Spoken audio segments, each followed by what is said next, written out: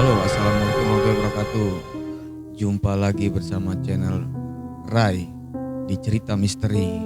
Nah, kali ini cerita misterinya itu adalah sebelumnya apa kabar semuanya? Semoga sehat selalu ya. Kali ini cerita misteri berawal dari cerita temanku sendiri.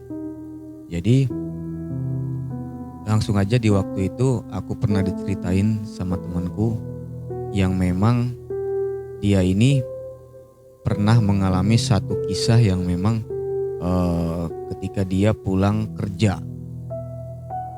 Jadi pada saat dia pulang kerja di waktu malam hari ya, kurang lebih itu jam 11 atau mungkin dia kerja dari jam 3 sore sampai jam 11 ya.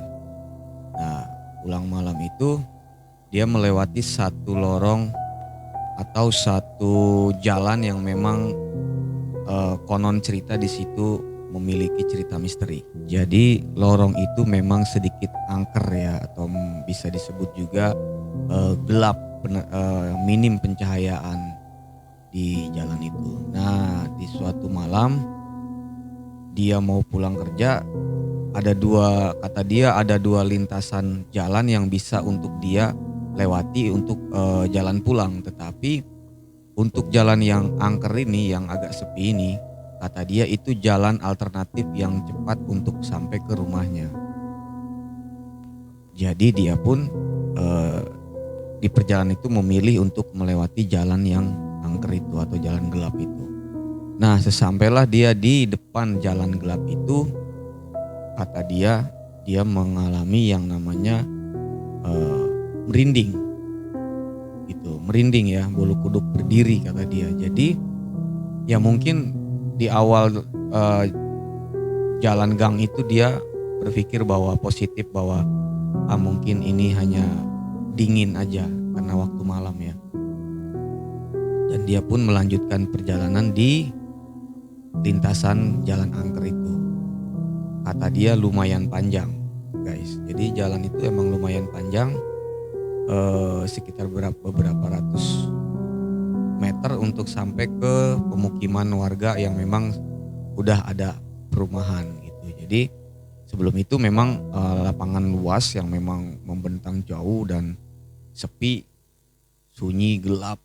Nah, dia itu pada saat sampai melintas di pertengahan jalan itu, dia merasakan ada sesuatu yang memang aneh gitu loh. Dari jarak pandang dia ke sebelah kiri itu, ke arah-arah lapangan padang ilalang yang luas itu, ada satu sosok yang berdiri jauh tetapi berwarna hitam, dan itu lumayan jaraknya jauh dari pandangan dia itu, tapi kok gede gitu. Si sosok itu gede banget dan tinggi, dan itu bergerak. Awalnya dia berpikir bahwa itu adalah kayak sejenis orang-orangan sawah ya, kayak patung gitu, atau buat nakut-nakutin burung, hewan-hewan yang di ladang atau di sawah. Dan ternyata memang sosok itu bergerak dan ikut berjalan gitu. Dan jalannya itu lumayan cepat kata dia. Nah, semakin dia merasa panik dan aneh gitu kan sama sosok itu, dia sedikit agak ngebut untuk cepat-cepat sampai ke tempat pemukiman atau tempat perkampungan.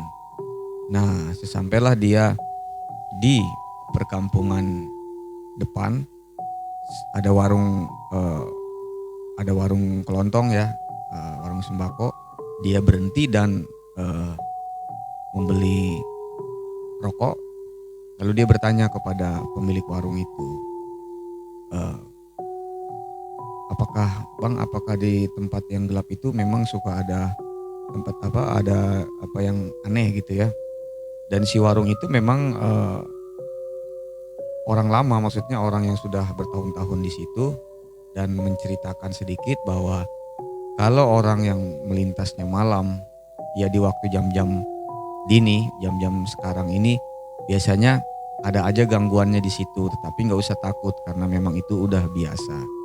Dan dia pun bercerita kepada orang warung itu, tadi dia melihat sosok hitam besar, tapi di tengah ladang atau padang rumput yang jauh di tengah sana sedang berjalan juga, bergerak lah gitu.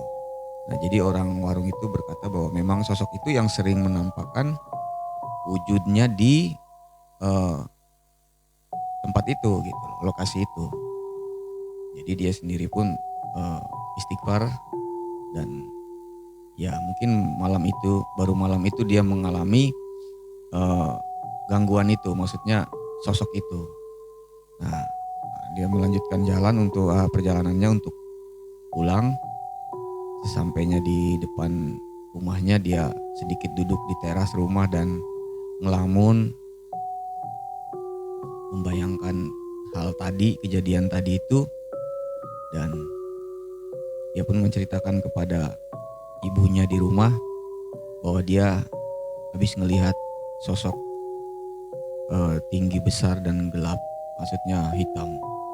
Dan si ibu itu berkata bahwa kalau pulang nanti nak, jangan lewat di tempat itu lagi. Meskipun lintasannya singkat buat nyampe ke rumah, mendingan lewat yang aman, karena bukannya takut soal gaib gitu. Tetapi biasanya di situ itu ada ya yang disebut dengan begal atau pencurian motor ya. Nah, jadi sudah banyak cerita bahwa ada yang korban di situ. Nah, dari situlah dia berpikir untuk nggak melintas di jalur itu lagi. Dan memang jalur itu sampai sekarang pun masih sepi, tapi ya mungkin udah ada sedikit penerangan jalan, jadi udah agak sedikit rame. Tetapi memang masih dibilang angker sih. Jadi jalurnya itu emang jalur-jalur angker dan gelap. Meskipun udah ada penerang jalan, memang aku pernah lewat di jalan itu agak sedikit serem. Jadi mungkin next time aku bisa sedikit mengeksplor tempat itu sambil pingin bernostalgia. Memang aku sendiri pun dulu sering melintas di lokasi itu pada saat aku masih sering nongkrong dengan mereka-mereka yang dulu-dulu masih bermain musik gitu. Jadi itu lintasan kita untuk kita pergi ke tempat-tempat yang memang ada perkampungan untuk panggung-panggung band. Nah, jadi memang lintasannya agak sedikit serem. Nanti mungkin next time aku akan mengeksplor tempatnya untuk di videoin di YouTube channel. Oke, segitu aja ceritanya. Poin pentingnya adalah hindari hal-hal yang berbau negatif. Apalagi ya intinya jangan takut kepada hal-hal jangan terlalu parno kepada hal-hal gaib, karena yang lebih mencekam itu menurut aku adalah hal-hal yang nyata daripada hal-hal yang belum nyata, yang gaib. Gitu. Jadi lebih baik menghindar dari lokasi sepi karena kita takut adanya pencurian atau penodongan daripada takut dengan hal-hal mistis atau gaib. Itu loh guys. Jadi segitu aja cerita dari temanku. Terima kasih, dan next time video untuk di lokasi ini aku akan bikinin buat kalian.